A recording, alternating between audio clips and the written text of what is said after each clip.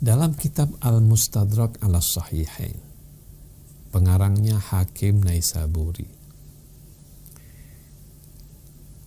manaqib ahli Rasulillah, ya. Jadi manaqib tentang keluarga Rasulullah. Nama pasalnya Kitab Ma'rifatis Sahabah, juz 4 halaman 126. Nah, juz ini kadang-kadang memang beda, kadang-kadang tergantung cetakannya ya. Tapi di sini disebut juz 4 safha 126. Haddatsana artinya telah menyampaikan kepada kami hadis. Abu Bakar Ahmad bin Salman Al-Faqih wa Abul Abbas Muhammad bin Ya'qub. Kedua orang ini berkata, haddatsana, telah menyampaikan kepada kami, telah menyampaikan hadis kepada kami, Al-Hasan bin Makram Al-Bazzar. Beliau mengatakan haddatsana, telah menyampaikan kepada kami Utsman bin Umar. Kemudian beliau menyampaikan haddatsana, telah menyampaikan kepada kami Abdurrahman bin Abdullah bin Danyar, an Syuraik bin Abi Namr, an Atha bin Yasar, an Ummi Salamah. Jadi sampai pada kata Ummi Salamah. Ummi Salamah ini siapa? Ummi Salamah ini adalah istrinya Rasulullah Shallallahu Alaihi Wasallam. Qalat, Ummi Salamah berkata, fi baiti nazalat, di rumahku turun, innama yuridullah liyudhiba ankum rijsa ahlal bait wa yutahhirakum tathhira. Al-Ahzab 33. Jadi Ummi Salamah berkata, di rumahku turun firman Allah, innama yuridullah, sesungguhnya Allah ingin, liyudhiba ankum rijsa, menghilangkan dari kamu nista, wahai ahlul bait, dan mensucikan kamu sesuci-sucinya.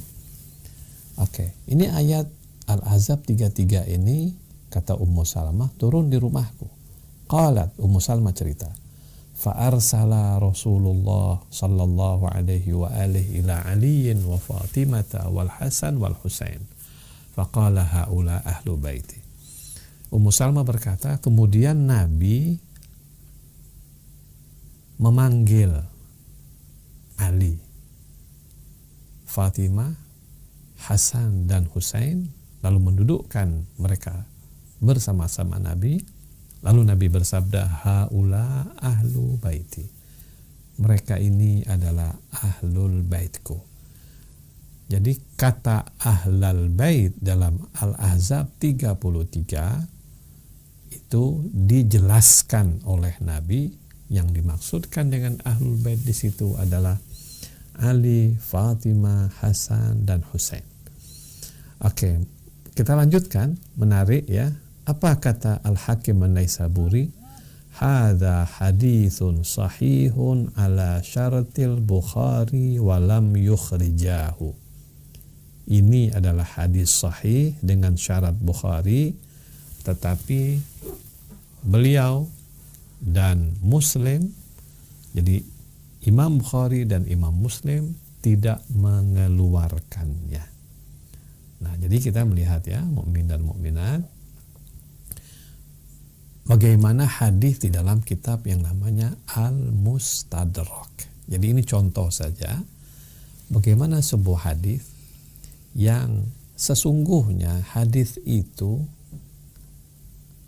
kriterianya, perawinya, matannya, ya, diroyahnya, riwayahnya, perawi-perawinya adalah orang-orang yang sesuai dengan kriteria Imam Bukhari dan Imam Muslim.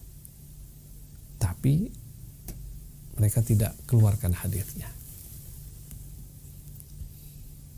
Hakim Naisaburi kemudian keluarkan hadisnya. Ini hadis tentang ahlul bait Nabi sallallahu alaihi wasallam. Dan ini menjawab sebagian orang yang coba mengatakan bahwa yang namanya ahlul bait itu katanya semua orang Islam ini adalah ahlul bait Nabi. Sebagian bilang, oh ahlul bait itu adalah semua sahabat Nabi. Sebagian bilang ahlul bait itu adalah istri-istri Nabi. Hadis ini Ummu Salamah ini menjawab itu. bahwa yang dimaksudkan dengan Ahlul Bait Nabi dalam ayat surah Al-Ahzab 33 itu adalah manusia-manusia tersebut. Oke. Sekarang kita lihat lagi ya. Hadis nomor 2. Hadis tentang Ahlul Bait Nabi sallallahu alaihi wasallam. Kita lihat Al-Mustadrak ala Sahihain Hakim Naisaburi, tetap juz 4 halaman 128.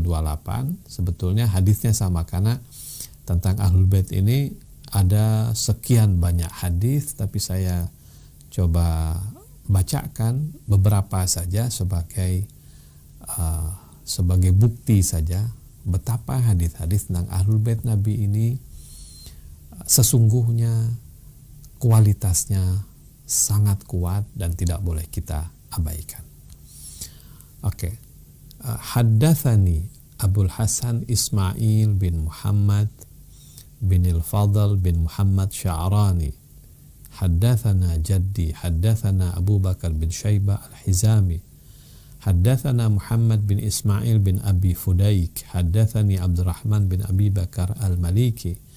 An Ismail bin Abdullah bin Ja'far bin Abi Talib an abihi qala. Sampai pada kalimat Ja'far bin Abi Talib an abihi. Ini Abdullah bin Ja'far bin Abi Talib an abihi. Jadi yang meriwayatkan hadis ini adalah Ja'far bin Abi Talib ya. Qala lamma nadhara Rasulullah ila rahmati habitatan. Ketika Nabi melihat rahmat itu turun. Subhanallah. Bagaimana itu bentuknya? Nabi bisa melihat rahmat turun. Ini adalah sesuatu yang luar biasa ya. Kita kan tidak pernah bisa melihat bagaimana bentuk rahmat itu turun. Tapi hadis ini menggambarkan sesuatu yang luar biasa. Ketika Rasulullah melihat rahmat itu turun, qala. Nabi berkata, ud'uli, panggilkan untukku, panggilkan untukku. Faqalat Safiyah. Safiyah ini adalah sepupunya Nabi. Safiyah binti Abdul Muttalib. Maksudnya bukan sepupu Nabi tetapi antinya Nabi, bibinya Nabi. Man ya Rasulullah? Safiyah berkata, siapa ya Rasulullah yang kau suruh aku panggil? Nabi berkata, ahlu baiti. Panggilkan ahlul baitku. Siapa? Aliyan, Fatimah, wal Hasan, wal Husain. Nabi minta dipanggilkan ahlul bait Nabi. Yang dia maksudkan, Sofiyah itu kan sepupu Nabi, ameh Nabi, bibi Nabi, yang sebetulnya adalah darah daging Nabi juga, karena beliau adalah saudara daripada ayahnya Nabi. Tapi ketika Nabi menyebut ahlul baitku, Sofiyah masih bertanya, ya Rasulullah, siapa ini yang kau maksudkan? Aku panggil ahlul baitku. Kemudian Nabi menjawab, Ali, Fatimah, Hasan, dan Husain. Faji'a bihim. Lalu kemudian 4 orang ini datang. Fa'alqa alaihimun nabi kisa'ah. Nabi kemudian meletakkan kisahnya. Kisah itu maksudnya selimut ya, atau kain yang panjang yang besar. Nabi kemudian meletakkan di atas mereka kisahnya. Thumma rafa'a yadayhi. Kemudian Nabi mengangkat kedua tangannya. Thumma qala. Kemudian Nabi berkata, Allahumma haula ali. Ya Allah, mereka ini adalah keluargaku. Di sini digunakan ali. Sebagaimana kita sholawat Allahumma shalli ala Muhammad wa ali Muhammad. Nah di sini Nabi berkata, Allahumma haula ali. Ya Allah, mereka adalah keluargaku.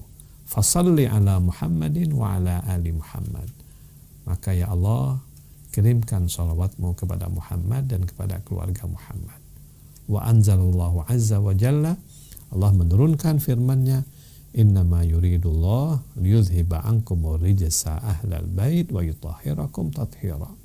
Sungguhnya Allah hendak menghilangkan dari kamu segala nista wahai ahlul bait dan mensucikan kamu sesuci-sucinya. Surah Al-Ahzab 33. Oke, kemudian Al-Hakim mengatakan hadza haditsun sahihul isnad wa lam yukhrijah. Ini hadis sanadnya sahih.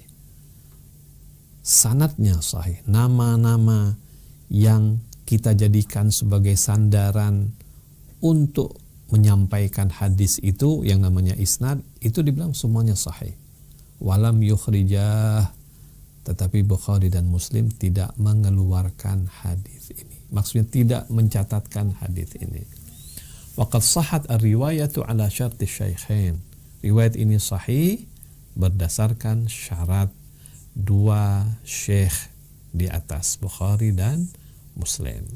Oke, sekarang kita lihat hadis yang ketiga ya, yang terakhir sebagai pertemuan kita yang pertama pada hari ini. Pada hadis yang ketiga juga begitu. Juz 4 halaman sekian. Haddatsana Abu Bakar Muhammad bin Abdullah Al-Hafid, haddatsana Husain bin Fadl Al-Bajali, haddatsana Affan bin Muslim, haddatsana Hamad bin Salma, akhbarani Hamid wa Ali bin Zaid an Anas bin Malik. Jadi dari nama-nama di atas generasi tabi'in sampai pada generasi sahabat yang bernama Anas bin Malik. Anas bin Malik berkata, anna Rasulullah sallallahu alaihi wa alihi kana yamurru bi babi Fatimah sittata ashhur idza kharaja li salatil fajr. Anas bin Malik berkata bahwa Rasulullah